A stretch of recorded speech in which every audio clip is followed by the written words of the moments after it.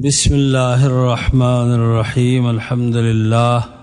والصلاة والسلام على رسول الله محمد بن عبد الله وعلى آله وصحبه ومن والاه. دا پنځمه محاضره ده د محاضراتو د زم د علم کلام نه، او موږ دا خبره بیانوله چې اشاعره ماتوریدیه چې دا فرقه کلامیه دي او د متکلمینو مشهور فرقې دي چې ځان ته اهل سنت والجماعت وایي. د دیو په خپل میز کې په څو مسایلو کې اختلاف دی، او هغه چا خو 50 مسلې ویلې، چا صلیخ، او اصل کې په 14 مسایلو کې اختلاف. په شپږو مسلو کې دی اختلاف معنوي دی، نزاعي معنوي دی، او په شوو مسلو کې نزاعي لفظي. او که سوچ تاسو کړئ په دې محاضراتو کې موږ ویلي دي چې دا مسله نزاعي لفظي نه ده، نزاعي معنوي ده. ځکه نزاعي لفظي چې دا مثمر د ثمراتو نه وي، او بل د دومره لویو خلکو سره نزاعي لفظي چې د هغه د شان څخه لایق نه وي. اصل کې دا نزاعي معنوي دي ټولې. په نزاعي معنوي کې چې دی وایي نزاعي معنوي ده او اختلاف معنوي دی، پاکې شپږ مسایل مخکې بیان شوي دي. دیو چې ورته نزاعي لفظي وایي نو پاکې 3 مسلې مخکې بیان شوي، نو 3 او 6 9 او نن پاکې 10 مسله بیانوو. نو دا تقریبا دغه مسایل اختلافي او 10 مسله شو. 4 مسله اختلافیه په منځ د اشاعره او ماتوریدیو کې څه ده؟ هغه دا دی چې پیغمبران او رسولان انبیاء علیهم السلام دا د مرګ نه وروسته رسولان او انبیاء دیو کړي دي. د مرګ نه بعد پیغمبران دا رسولان دیو کړي دي او دا انبیاء دیو کړي دي. هغه اختلاف چیړي چې کوم اختلاف کې امت ته هیڅ فایده نشته. که دا خبره ضروري وي نو الله به بیان کړی وي او رسول الله صلی الله علیه وسلم بیان کړی وي او صحابه به بیان کړی وي، مخکې به ائمه او امامانو به بیان کړی وي. خو د دې خبرې هیڅ ضرورت نشته، ځکه شیخ الاسلام و علم کلام ته کلام ځکه وایي چې اتوا بکلام لا یفید. دیو داسې خبرې کوي چې هغه فایدهمند نه دي. دې خبرې ته څه ضرورت دی چې رسولان وروسته د رسالت د مرګ نه او انبیا وروسته د مرګ نه دا رسولان دی او کنه دي او انبیا دی او کنه دي. او زه وایم چې په دې اختلاف باندې به بیا کافر چې څومره دي کنه ملحدین، هغوی ته به لار هم کولی شي. هغه به دا وایي چې ګوره ستاسو دا رسول چې په قبر کې پروت دی دا رسول نه دی اوس، یا دا نبی نه دی عیاذا بالله. ولې؟ ځکه چې ستاسو کتابونو کې دا خبرې لیکلي دي. زمونږ کتابونو کې په قرآن کې خدا نشته، په حدیثو کې دا نشته، د سلفو په اقوالو کې نشته. صرف د متکلمین او علماو او د متکلمین او مولیانو خبرې دي چې رسولان او انبیاء علیهم السلام د مرګ نه وروسته رسولان دی او انبیاء دی او کړي دي. دا خلاف بنا دی په یو اصل د متکلمینو. هغه اصل د متکلمینو دا دی چې عرض چې دی کنه لا یبقى زمانین، دا 2 زمانو کې نه پاتې کېږي. عرض چې راغی بس ختم شو. داسې نه کېږي چې عرض نن هم دی او سبا هم دی او بل سبا هم دی او کال بعد هم دغه عرض شته دی. عرض چې لا یبقى زمانین دا 2 زمانو کې نه پاتې کېږي. تاسو وګورئ په شرح العقاید کې تفتزانی صاحب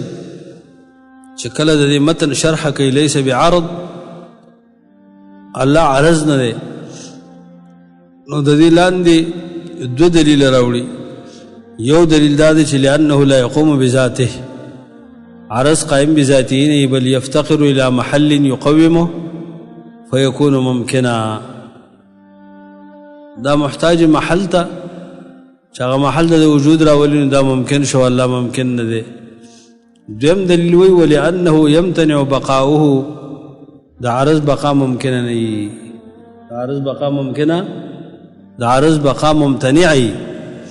وإلا لكان البقاء معنى قائما به فيلزم قيام المعنى بالمعنى. ولکه د عرض بقا ممتنع نشي نو بقا هم معنا ده چې قائم بشي په عرض پورې، نو لازم بشي قيام المعنى بالمعنى وهو محال، او دا خبره ناممکنه ده. نو بهر صورت عرض چې ده که نه دی وایي دا دو زمانو کې نه پاتې کېږي. دو زمانې چې په عرض کې راشي، لکه نن هم عرض دی او سبا هم عرض دی.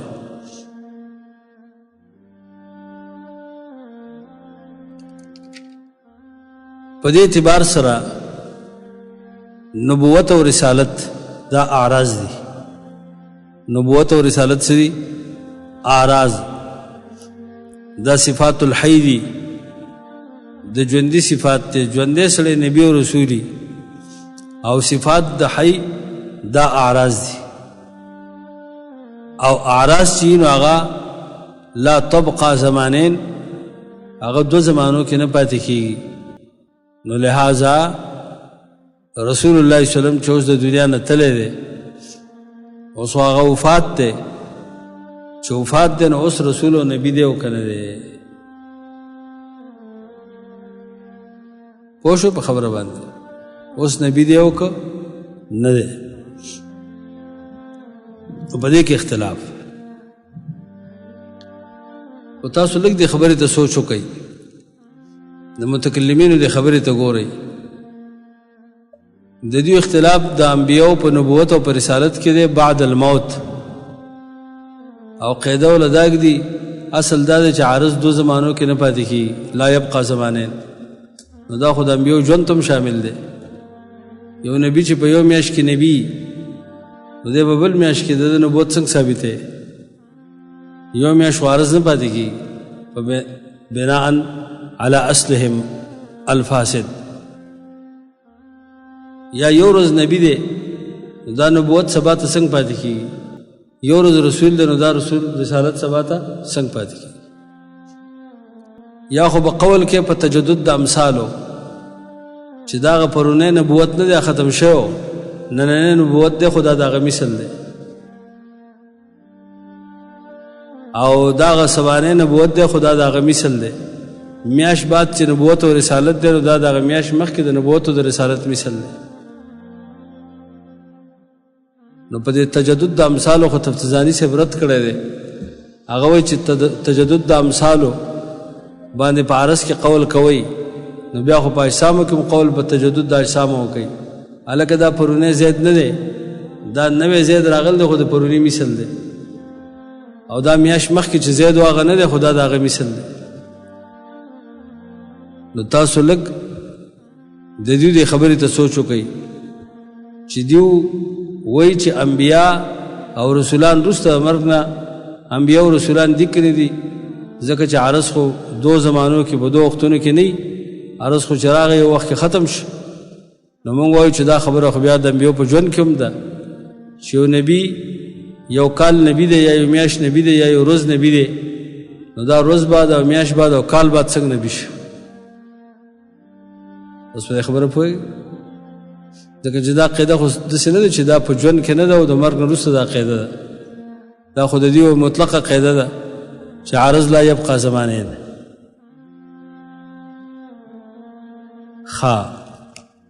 او دا خبره د مشاهدین هم غلطه ده، خطا ده چې عرض لا یبقى زمانین. ولې؟ ځکه چې کوم سواد پرونی سواد دی او نننی سواد هم هغه دی که ختم شو. یو شی پرون پاکې بیاض و، مثلا دا کاغذ دی پرون سپین و نن هم سپین دی، دا کپړه پرون هم توره وه نن هم توره ده. دا څومره بې فایدې اختلاف دی چې عرض لا یبقا زمانین. څوک چې وایي چې عرض په دو زمانو کې باقي نه پاتې کېږي، او دا خو ډېر بې ځای اختلاف، صحیح اختلاف نه دی، بې ځای. یو سړي کې پرون هم جهل دی او نن پکې هم جهل دی، نو عرض خو دو زمانو کې پاتې شي. یو سړی پرون هم عالم دی او نن هم عالم دی، نو هغه خو په دو زمانو کې د هغه علم پاتې شو او علم هم عرض دی. یو سړی پرون هم ژوندی دی نن هم ژوندی دی، حیات هم عرض دی، داسې نور اعراض والا. نو قاعده دې دا ږدي چې عرض لا یبقا زمانین. نو څه وایي؟ نبوت او رسالت دا صفات دي د ژوندي، او صفات د ژوندو چې داسې اعراضي. نو اوس راځئ موږ په دې کې سوچ فکر کوو چې انبیا د مرګ نه وروسته انبیا دي او کړي دي، او رسولان د مرګ نه وروسته رسولان دي او کړي دي.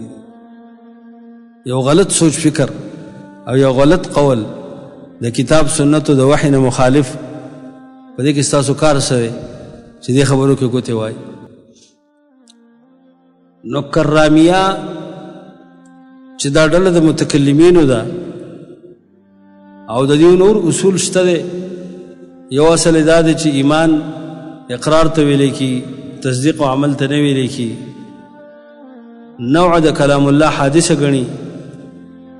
الله متکلم وګرځېد بعد ان لم یکن متکلما، داسې د هغه نور اصول. دا کرامیه چې دي که نه،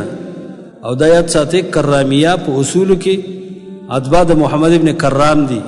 اتباع د چا دي؟ د محمد ابن کرام دي. او په فروع کې دا اتباع د امام ابو حنیفه دي. پوه نه شو زما په خبره؟ او بعضې وایي یاره موږ هر څوک ځان سره نه پرېږدو، ځکه که دا کرامیې دي په فروع کې، خو دا په اصولو کې د امام ابو حنیفه خلاف دي. نو په اصولو کې خو ته هم د امام ابو حنیفه خلاف یې، نو ته څنګه ځان ته حنفي وې او هغه ته حنیفیت نه وباسې؟ ته ځان ته حنفي وې سره د هغه نه چې ته په اصولو کې متبع یا مقلد د ابو منصور ماتریدي، نو ځان مقلد حسابوې. او چې کرامیه په اصولو کې د محمد بن کرام اتباع دي او په فروع کې د امام ابو حنیفه دي، نو هغه په حنیفیت کې نه پرېږدي. ولې نه پرېږدي؟ او تاسو د تصریح کړی په المحند المفند کې چې موږ په فروع کې اتباع د امام صاحب یو مقلدین، او په اصولو کې د ابو منصور ماتریدي. حال دا چې د ابو منصور ماتریدي په عقیده کې او د امام ابو حنیفه په عقیده کې ډېر لوی فرق دی. ابو منصور ماتریدي الله په عرش نه ګڼي، امام ابو حنیفه الله سبحانه وتعالی په عرش باندې ګڼي. او منصور ماتریدي ایمان د تصدیق نه عبارت و، اقرار پکې نه مني، رکن نه مني. امام ابو حنیفه وایي نه، ایمان کې اقرار رکن دی. ابو منصور ماتریدي چې دی هغه سمع د کلام الله، سمع د کلام دا ممکنه نه ګڼي، وایي د الله کلام نه اورېدی کېږي، امکان یې نشته، ځکه چې حرف او صوت نه دی. او امام ابو حنیفه په فقه اکبر کې موسی علیه السلام د الله کلام واورېد، موسی علیه السلام د الله کلام واورېد، وکلم الله موسی تکلیما.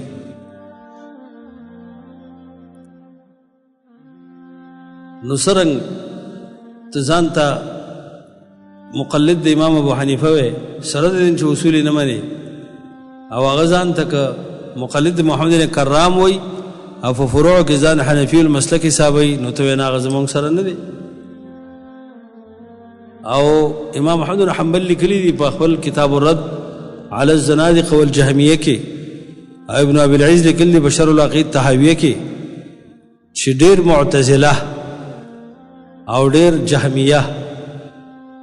هغه دا دي چې هغه دی حنفی المسلک، او هغه په عقیده کې د اعتزال او د تجهم په لار باندې روان دي. د دې وجه نه عبدالحی صاحب ولیکل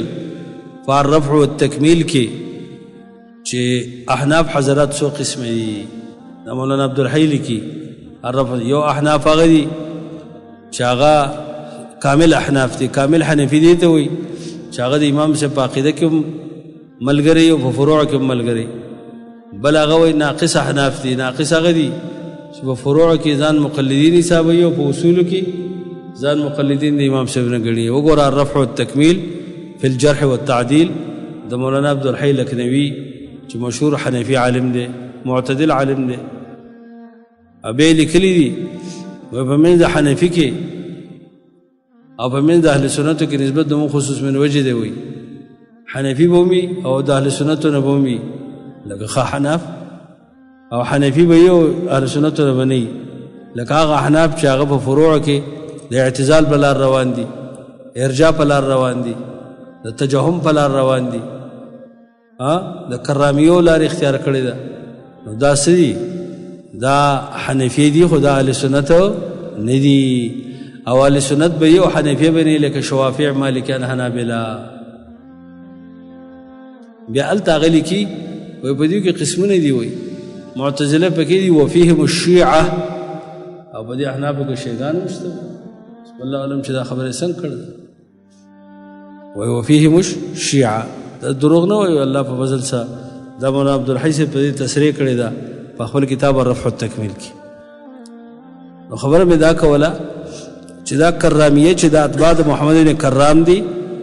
او په فروع کې دا ځان حنفي حسابوي دیو دا وایي چې رسول الله صلی الله علیه وسلم رسول نه دی د دې مسلک دا دی چې محمد رسول الله چې په قبر کې پروت دی په مدینه منوره کې دی اوس رسول نه دی ولې ځکه چې رسالت خو عرض دی او عرض خو لا یبقى زمانین هغه د نبی سم په ژوند کې ختم شوی صفت د ژوندي دی او چې کله نبی سم وفات شو اوس خو رسالت هم ختم شو دا قول د چا شو د کرامیه شو دویم مسلک په دې باب کې هغه د اشاعره دی اشعریه دی وایي رسول الله صلی الله علیه وسلم په حکم د رسول کې دی اوس یعنی پیغمبر چې اوس په قبر کې پروت دی نو دا حکمي رسول دی حکمي وحكم الشيء يقوم مقام الشيء او بس ټیک ده حکم د شیخ ای مقام د شی نو داسې به وایو چې لکه اوس چې رسولي خو داسې پوره جزم یې پې نشته دی وایي چې په حکم د رسول کې دی بعضو لیکلي دي وایي دا مسلک د عراقیانو شوافعو دی چې نبی صلی الله علیه وسلم په حکم د رسول کې دی رسول نه دی خو په حکم د رسول کې دی خو ابن حزم په خپل کتاب الفصل کې هغه نقل کړي دي د اشاعرو باره ټولو کې چې د ټولو اشاعرو مسلک دا دی چې محمد رسول الله صلی الله علیه وسلم اوس د الله رسول نه دی د پخوا رسول اوس نه دی محمد رسول الله صلی الله علیه وسلم پخوا رسول اوس نه دی دا د ابن حزم عبارت الظاهری او ابو الولید باجی او ابن حزم دواړو نقل کړي دي چې سلطان محمود السبکتگین هغه د ابن فورک اشعری نه تپوس وکړ ابن فورک چې د اشعری و په هغه 406 کې مړ دی د هغه نه د رسول الله په باره کې تپوس وکړ چې لکه مولا څه وایي د رسول الله په باره کې اوس رسول دی که نه دی هغه ویل چې کان رسول الله واما اليوم فلا پخوا رسول اوس نه دی سلطان محمود فامر بقتله حکم کو دا مړ دا قتل کا زنديق دا وګور رسول نه وي او شو به خبر او قاعده ورسې خدا نه الله خبر او نه رسول الله خبر او نه کوم د صحابي فتوا خبر او د متکلمین او قاعده چې عرض لا يبقى زمانین عرض د زمانو کې نه پاتې کی نو بیا غتم په خوا پرون ملاوي نن به جاهل درته وایو دغه چې عرض خلا يبقى زمانه ها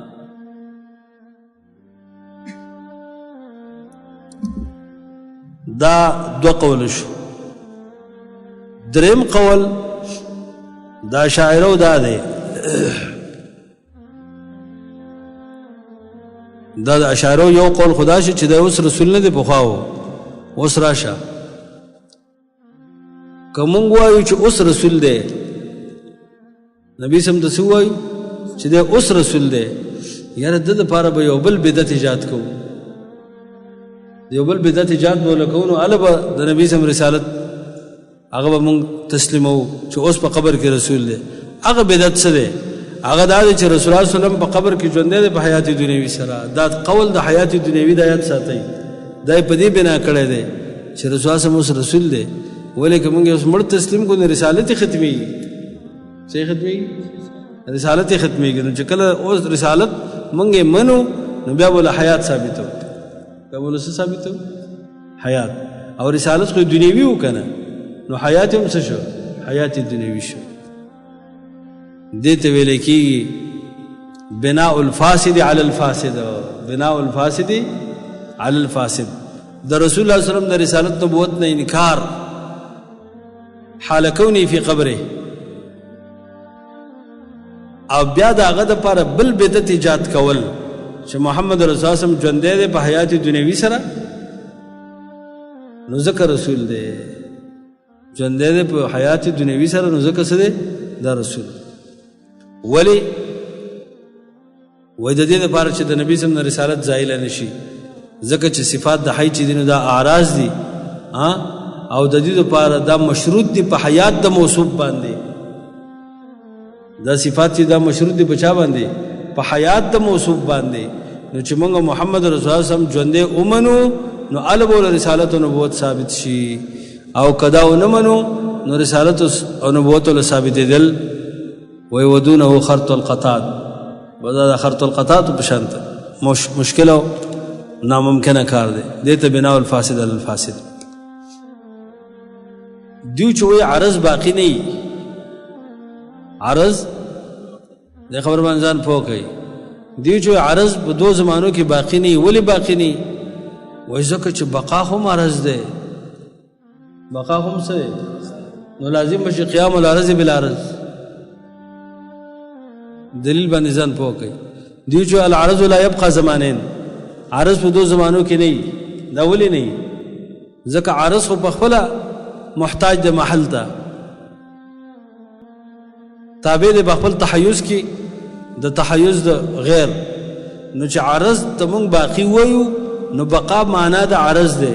نو لازم شي قیام العرض بالعرض تفتزانی سے بشر العقائد کی په دې خبره رد کړ دې او ویل چې دا خبره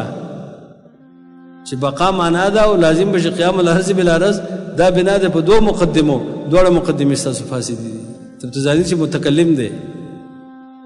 او څوک ماتوریدی غني او څوک اشعری غني اشعری ماتوریدی ته شړی او ماتوریدی اشعری ته شړی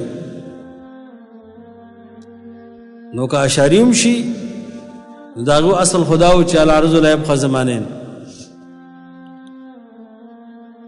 او که ماتوریدی شنو هغه د دې قول کوي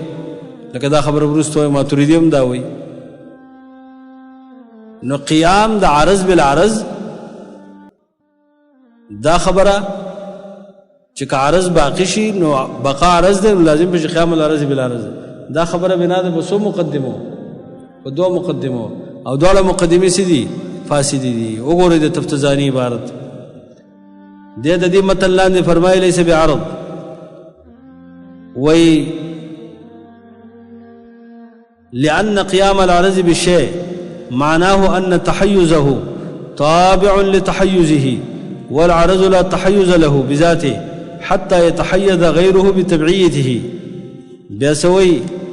وهذا مبني دا امتناع د بقاء العرض چې عرض باقی نه پاتې کیږي عرض ولی که باقی پاتې شنو بقا مرض ده لازم بشي قیام د عرض بالعرض فرمایي وهذا مبني على ان بقاء الشيء معنى زائد على وجوده بقاء د شیخ معنى زائد دا خو یو معنی زائد ده په وجود باندې اول خو به تداوي چې بقا د وجود نه امر زائد دی نو بیا به ته وایې چې هلکه قیام العرض بالعرض راغی یو شی دی د شي وجود دی، بل دغه بقا ده. دا بقا چې ده نو دا امر زائده للوجود دی. چې امر زائده للوجود شو، همونږ دا بقا په د ده ووایو نو لازم به شي قیام العرض بالعرض. لکه مثال په طور سواد غیر دی، سواد زائد دی د محل نه، نو چې کله سواد په یو محل پورې قایم شي، سواد په یو محل پورې قایم شي، نو موږ وایو لکه عرض په ده پورې قایم شي. نو اول خو تاسو دا ثابته کوي چې بقا معنا زائده ده په وجود باندې، دا یو نمبر یو خبره. دویم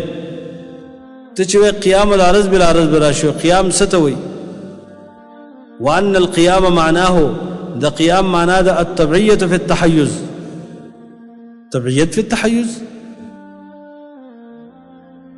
والحق دا دوړه مقدمه ستاسو غلطی دي. حق دا ده چې ان البقاء استمرار الوجود وعدم زواله. بقا څه ته وایي؟ استمرار الوجود ته وایي. بقا بر زائد نه دی، بقا خود وجود استمرار دی، او بقا خود وجود عدم زوال ته وایي. وحقیقته الوجود من حيث النسبه الى الزمان الثاني. حقیقت دا دی چې دا وجود چې څرنګه په اولنی زمانه کې وو نو په دویمه زمانه کې هم دی. لکه مثلا پرونم سوادو، ننم سواد دی، سبابم سواد دی. د محمد رسول الله صلی الله علیه وسلم رسالت پرونمو ننم دی، په ژوند کې مو د ژوند نه وروسته. ته څنګه چې عرض چې د لا یبقا زمانه نه، ته خو بقا امر زائد ګڼې، او حال دا دی چې بقا چې دی نو بقا استمرار الوجود ته وایي، او دارنګې عدم زوال ته وایي. بیا وروسته فرمایي وان القیام، دیو د قیام معنا کوي التبعیة فی التحیز. هغه وایي وان القیام هو الاختصاص الناعت، قیام اختصاص ناعتی ته وایي. دا د فلسفو معنا ده. قیام څه ته وایي؟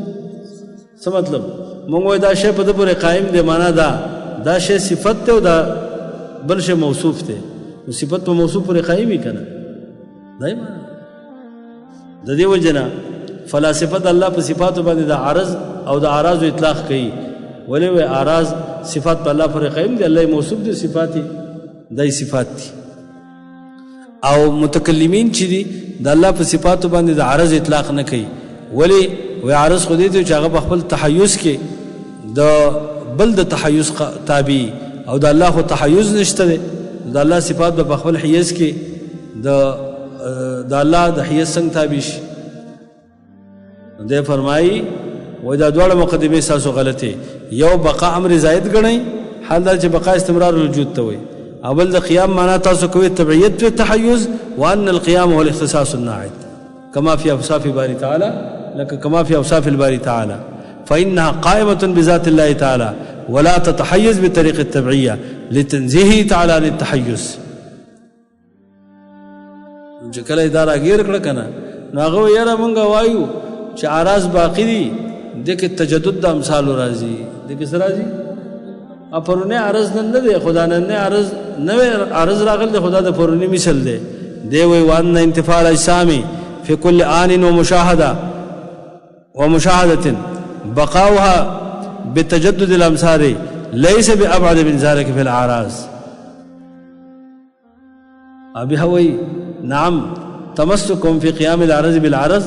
بسرعة الحركة وبطئها ليس بتام. چا ویل دي چې لکه قیام العرض بالعرض خو جایز ده کنه، حرکتم عرض ده او سرعت او بطئتم عرض دي، او دا سرعت او بطئت چې دا قائم دي په حرکت په هغه باندې تفصیلي رد کړي. بار صورت دا قاعده چې عرض لا يبقى زمانين او وجه سده چې بقاء عرض ده او لازم بشي قیام العرض بالعرض، دا بنا د بسو مقدمو په دوړو مقدمه تفصیلي سره باطل کړي. دا دوړو مقدمه باطل کړي نو هغه خبره په ځای پاتې شو چې عرض لپاره بقا شته ده. چې کله دا قاعده ول اصل باطل شکره، دا خبره د منځ لاړه چې محمد رسول الله په ژوند کې رسول او رسول نه دی،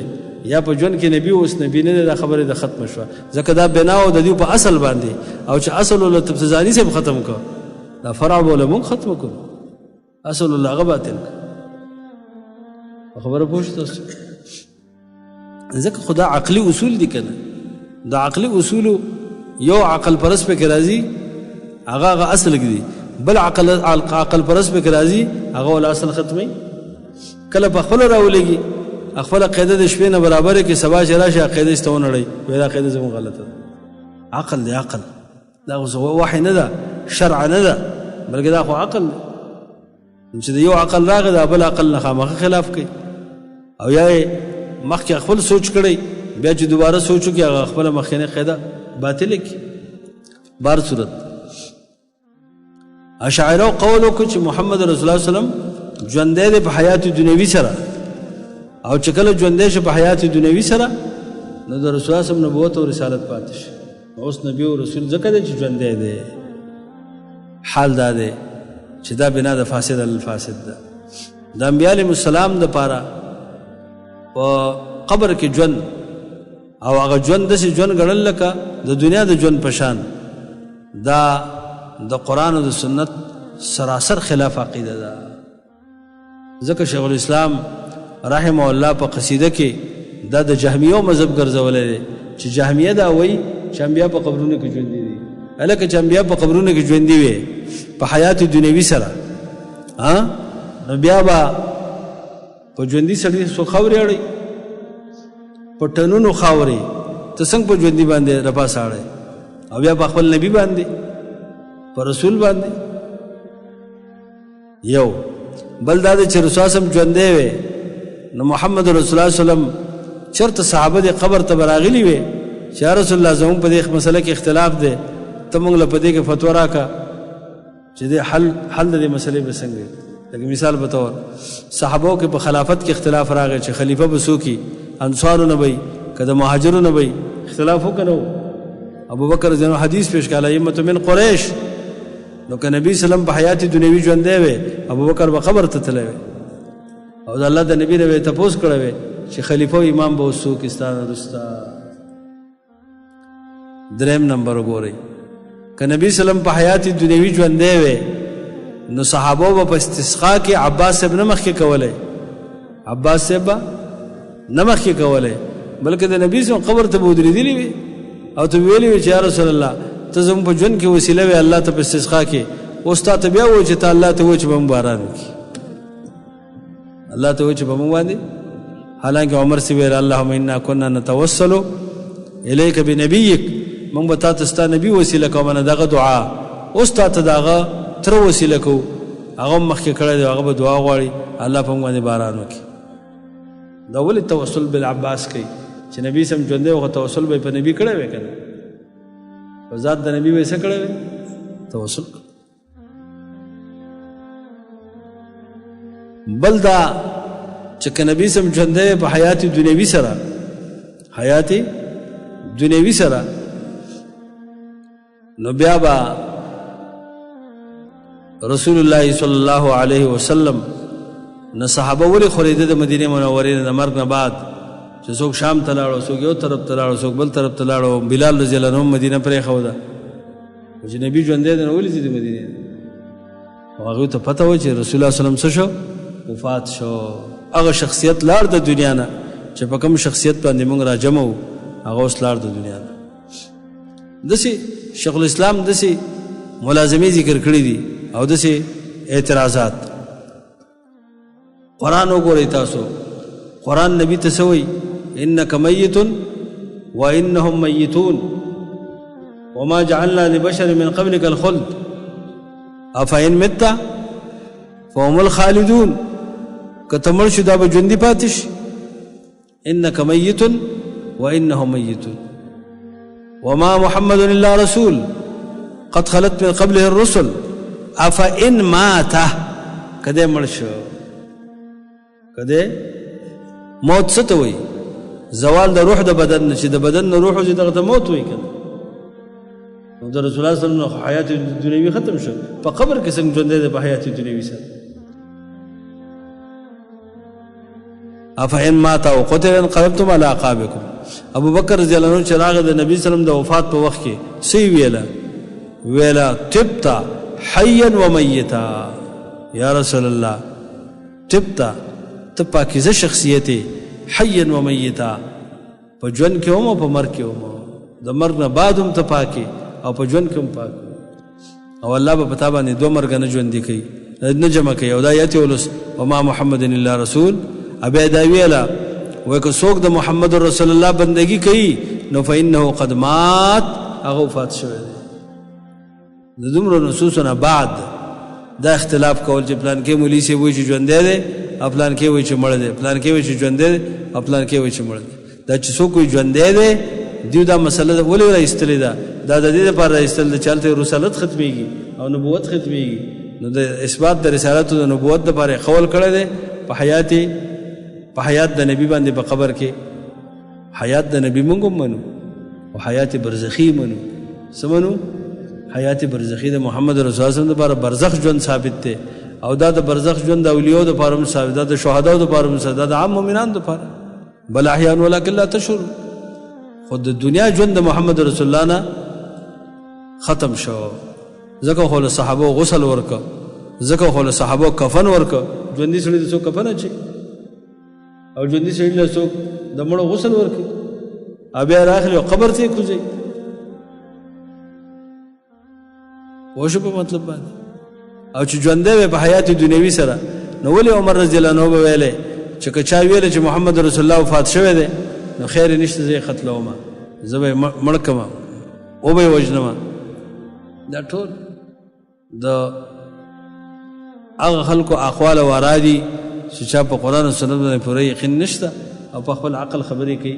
د هغه دپاره دا مسله رایستې ده ښه جي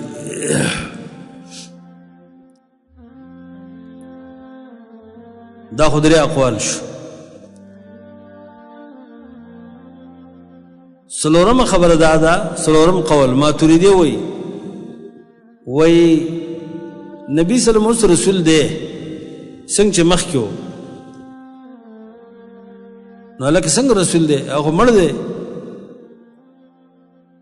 او بل دا ده چې عرض خو باقي نه پاتې کېږي وایي نه دا رسالت و نبوت دا د نبی صلی الله علیه وسلم د روح صفات دی وایي دا د څه صفات دی دا د روح صفات دی او روح باقی دی نو رسالت و نبوت هم باقی دی روح څه دی نبوت او رسالت هم باقی خدا خبره غلطه ده شرط یو مسلمان دا نه دی ویلي چې د محمد رسول الله روح نبی دی او روح رسول دی او د نبی سم جسد او بدن چې دی دا رسول نبی نه دی دا پکې لا بل بدعت راويس دا ګوره چې یو اصل فاسد دی کې خود کنه دا به راکاږي نورو مفاسد ہوتا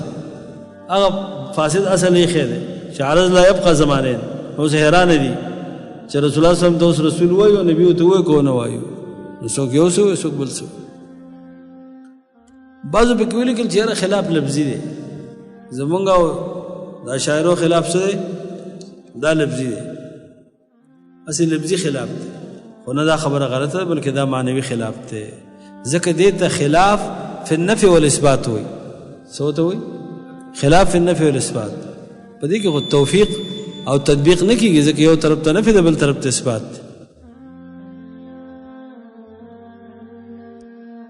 خو دومره ده چې دا اوس په ماتوریدي هم دا خبره په دې هم راځي ځکه چې ماتوریدي چې دي که نه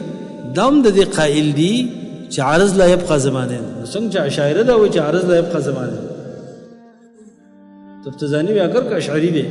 خو د اشاعرو په دې خبر رد کړی دی دا خبره خو ماتوریدي هم وایي وایي عرض چې دی نو هغه لا يبقى زمانین څنګه ویلي دي تاسو وګورئ شرقایت نبراس کې دی وایي ماتوریدیه وایي زمونږ قوت چې دی عرض دی زمونږ قوت څه دی عرض دی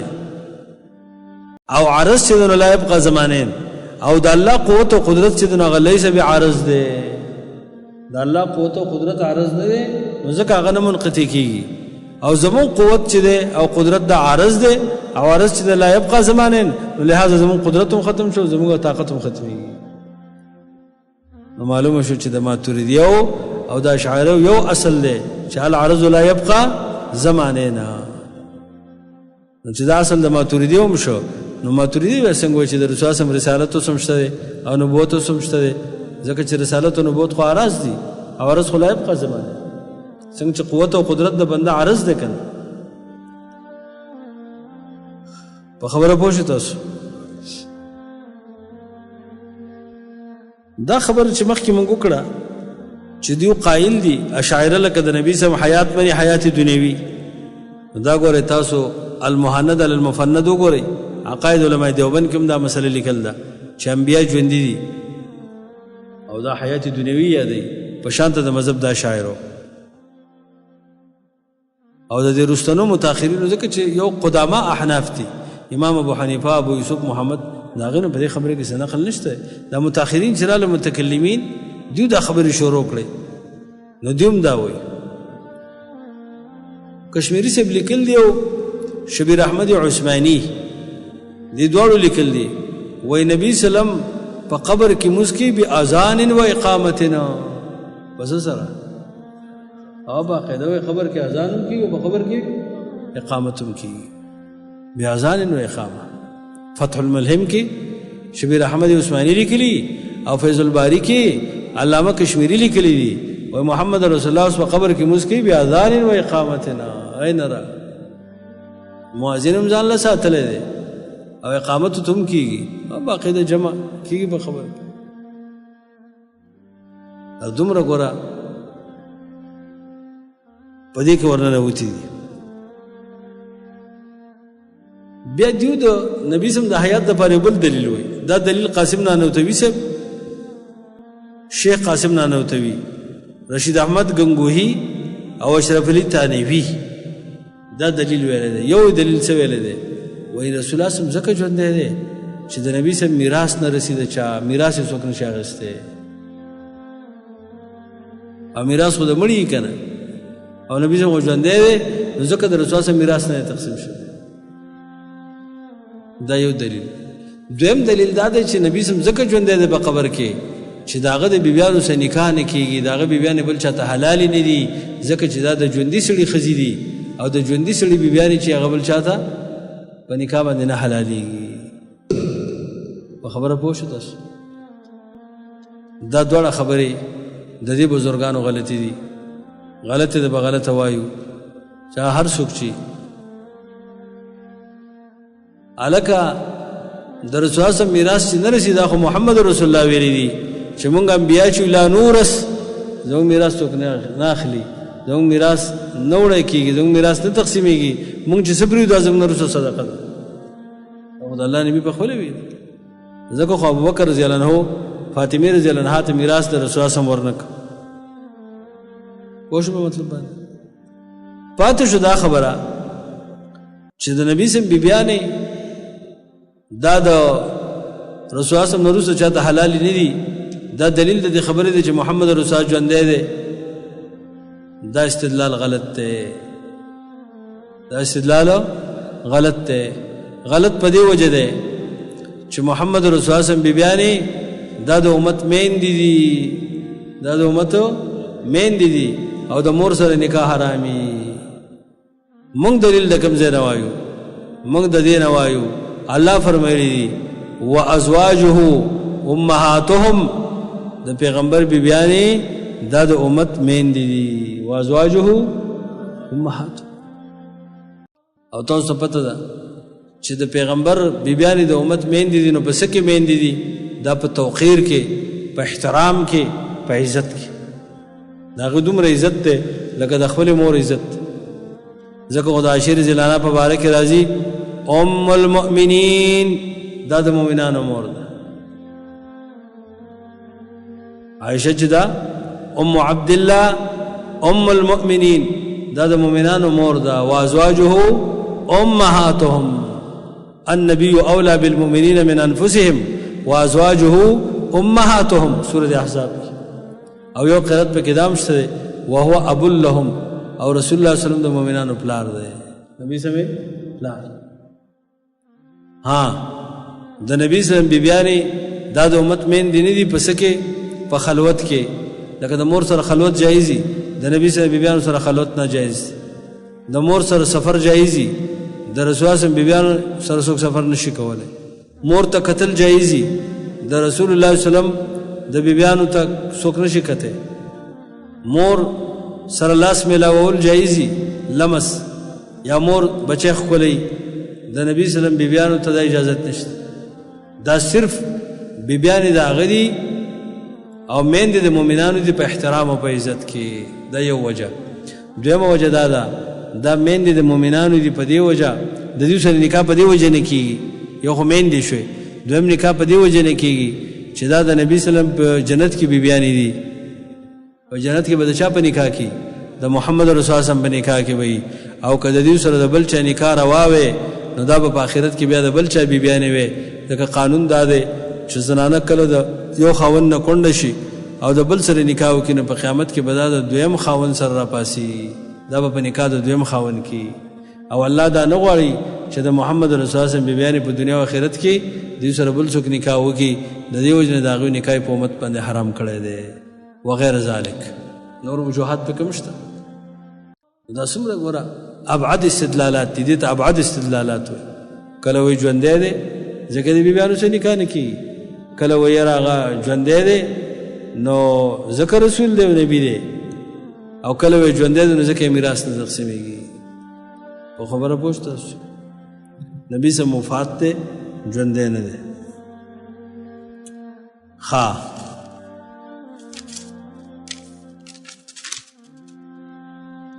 او چې نبی سم ژوندی دی نو بیا څه وایي هلکه دا د مرګ په باره کې څه وایي دا چې اوس وایي دا هسې د خلکو نه جدا شوی دی هسې د خلکو نه څه شوی دی وایي که نه پرده یې کړې ده دا ټکه چې د چا نه اورې که نه پرده یې کړې ده دی د قبر د نبي د موت نه انکار کوي پرده یې کړې ده لکه څنګه چې معتکف د خلکو نه جدا شي ته چې اعتکاف کوې که نه او د خلکو نه څو ورځې جدا شي دقه شان د محمد رسول الله د خلکو نه جدا شوی دی څو ورځې هغه دغه شوی دی د خلکو نه جدایي اختیار کړی ده کوثري صاحب زاهد کوثري چې دا ملقب دی په شیخ الاسلام د دیو سره دی د دیو شیخ الاسلام ولکه ابن تیمیه د امت شیخ الاسلام وایي ابن تیمیه د ابن حجر او عینی شیخ الاسلام وایي ابن تیمیه د ابن کثیر ابن رجب شیخ الاسلام وایي ابن تیمیه د حافظ عراقی شیخ الاسلام وایي ابن تیمیه د بلقینی شیخ الاسلام وایي نو کوثري صاحب دا ټیک د ستاسو شیخ الاسلام موږ د دې انکار نه کوو ځکه چې د هر چا شیخ الاسلامي دا د ستاسو شي کوثري لیکلي دي وایي رسول الله صلی الله علیه وسلم ژوندی دی نو د دې وجه نه د هغه په ذات باندې توسل نیول جایز دي هغه په ذات باندې څه نیول جایز دي توسل حمدالله ډاګی صاحب هم دا مسئله لیکلې او زاهد کوثري صاحب هم لیکلې زما په خبره پوه شو تاسو حال دا ده چې توسل په ذواتو د انبیاو او توسل په ذواتو د اولیاو دا بدعت دی دا څه دی بدعت دی توسل شرعي چې دی هغه درې قسمه توسل په اعمال صالحو توسل په دعاء الحي او توسل د الله په اسماء او صفاتو اما د چا په ذات توسل نیول کاغذ ذات د نبی او که ذات د ولی او که ذات د بل چای دا فاسد عقیده ده دا غلط عقیده دا دومره مفاسد د سره پیدا شو دا اصل کې دا خبره نه پیدا شو چې العرض لا يبقى زمانه عرض چې نه دا په دوه زمانو کې نه پاتې کیږي او کدا پاتې شنه لازم بشي قیام العرض بالعرض پنځمه مسله او دا د هغه مجموعه مسائلو یو ولسمه مسله شو هغه دا ده چې مشیت او اراده دا مستلزم رضا او محبت لري دی او کنه دی مشیت او اراده دا چا ده مستلزم محبت او رضا لري دی او کنه دی ځان خپو کوي الله چې دی شی اراده وکي او یو شی وغواړي نو آیا دا د الله رضا او محبت لره به مستلزم ګرځي او کنه به ګرځي نو د ماتوریدیو مسلک دا دی چاو دا مستلزم ګرځي اراده او مشیت چا لره مستلزم ګرځي؟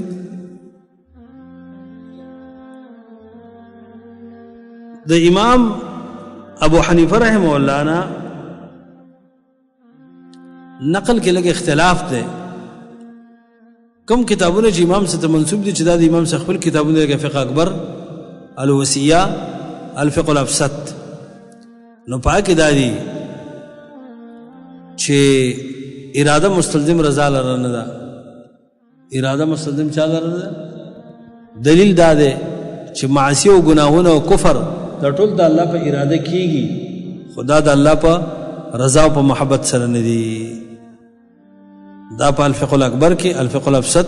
او دارنګه په وصیه کې.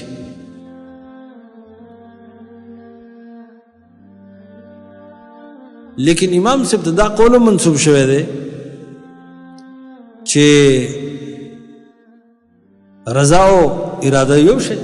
رضا او اراده الله چې شي اراده کې په راضي وي، دا قول امام سے منسوب دی. وایي په خبره باندې او څوک چې دا قول سي په امام سے باندې چا دروغ ویلي شرم اراده او رضا یو شی. ابن الحمام خو لیکلی دي چې د امام سے دا قول چې دی کنه دا خلاف دی د ما علیه اکثر اهل سنت، دا اکثر د اهل سنتو د قول نه خلاف. جمهور اشاعره دا وی جمهور چې اراده او رضا دواړه سدي دا متحد دي. اراده او رضا دواړه سدي دا متحد دي. نو معنا دا شو چې الله د چانه اراده د کفر وکي کنه بس دا غسر د الله مينو مين، ځکه چې رضا او اراده دواړه متحد شو چې اراده وکړه خو بیا غسر شو د الله خو خم شو. د دې وجه نه په اشاعره کې ډېرو اشاعره خپل مذهب پرې خې دي. هغه د ماتوریدی او مذهب اختیار کړی دی چې ماتوریدی دا وایي چې مشیت او اراده مستلزم رضا محبت لره دي. البنزان تو کوي اشاعره وایي اراده او رضا یو شی دی چې الله دې شي اراده وکړه الله سره مينوم ساتي. نو دا اعتراض چې دا کفر خدای الله په اراده کې، نو بیا ول کفر د الله خوښ دی. نو ما اشاعره چې دا خبره ولیدل چې لکه دا خو ډېر غلط قول دی، نو هغه خپل مسلک پرې خو د چا قول اختیار کړ؟ د ماتوریدی وو. ماتوریدی وایي چې الاراده والمشیئه لا تستلزمان الرضا والمحبه، دا مستلزم چا لري؟ رضا او محبت لري. وموخ به حق وایو. اهل علم لیکل دي دا اشاره او مشران په دې کې معتزله دي. حق قول د ماتوریدی او دی، حق قول د چا دی؟ د ماتوریدی او دی.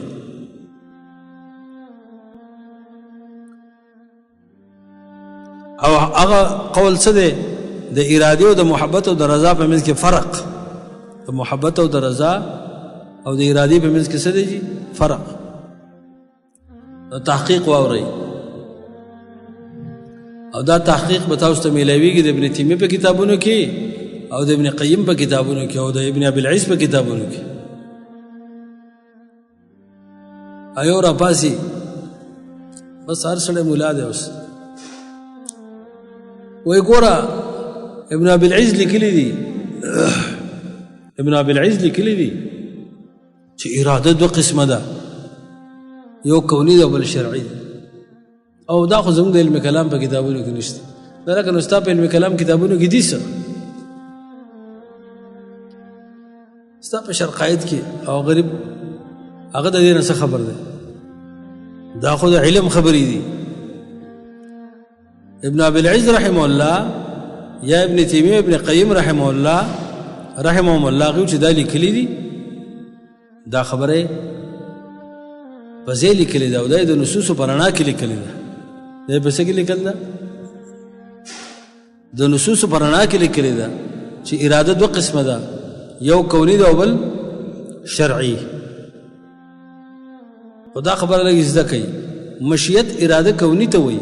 او اراده تقسیمیږي دو قسمینو ته یو شرعي او بل کونی یو شرعي او بل کونی اراده منقسم الى قسمین ده او مشیت دا په معنا د اراده کونی سره راځي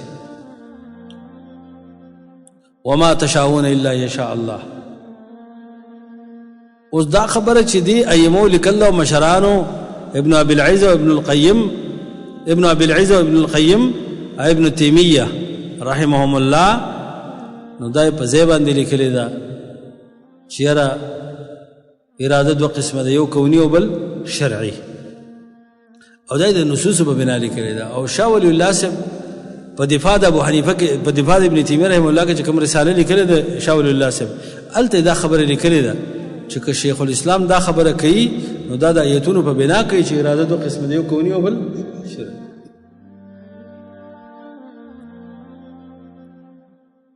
خبره پوه شو نو لاول خو د اراده کونی او شرعي فرق وپېژنه فرق د اراده کونی او شرعي دا دی اراده کونی کې عمومي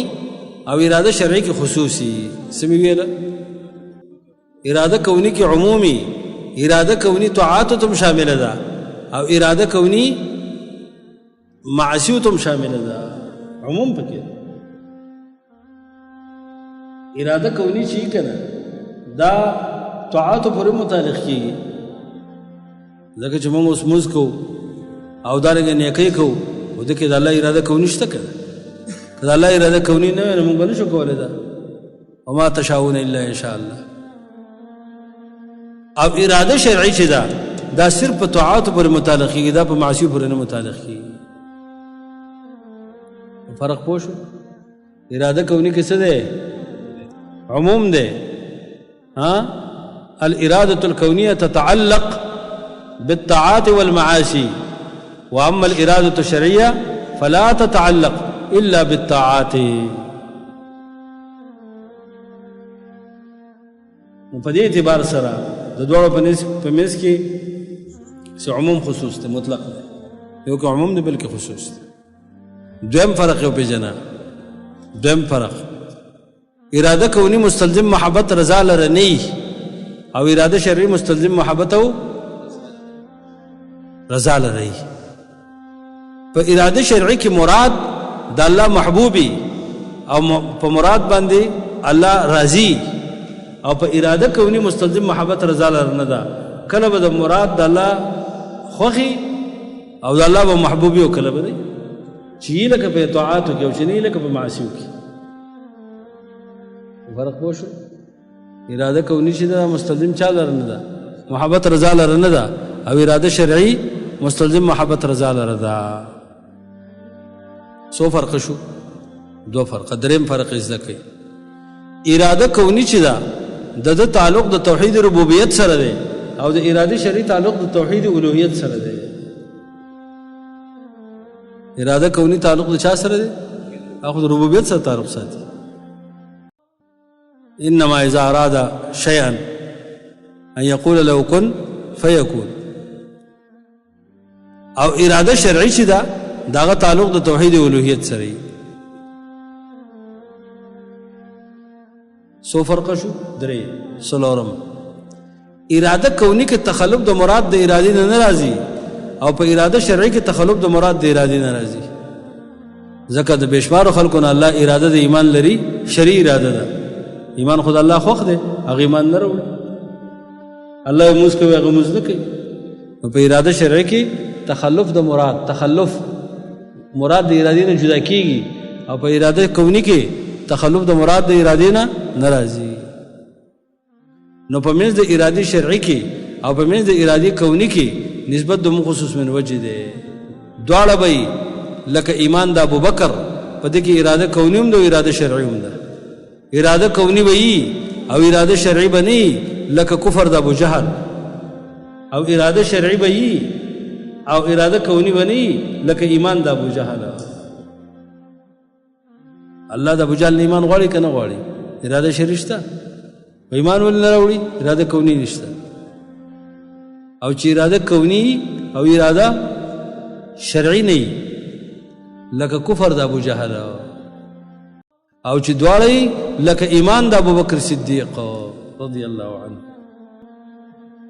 پوه شو په خبره باندې؟ دا د دې په کې نسبت د مو خصوص من وجه شو. اپات شو اراده شرعیه او رضا. اراده شرعیه او رضا دي کې خو مساوات.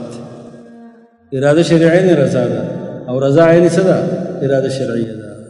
اراده شرعیه عین محبت او محبت عین اراده شرعیه. نو داغه مسله شو چې اراده او مشیت مستلزم رضا محبت لري یو کني ماتوریدی وای نه او شاعری وای چې وی حق مذهب د ماتوریدی و ده. خدا بیچارهګان د خپل مذهب نه خبر نه دي ځکه ابن ابي العز هم حنفي دي او دا خبرې ذکر دي ابن تیمیه ابن قیم نه دي او هغه د نصوص په بنا دا وای چې اراده دوه قسمه ده شرعي او کونی. شرعي مستلزم محبت رضا لري او کونی مستلزم چا لري محبت رضا لري. وصلى الله تعالى على خير خلقه محمد وآله وصحبه اجمعين.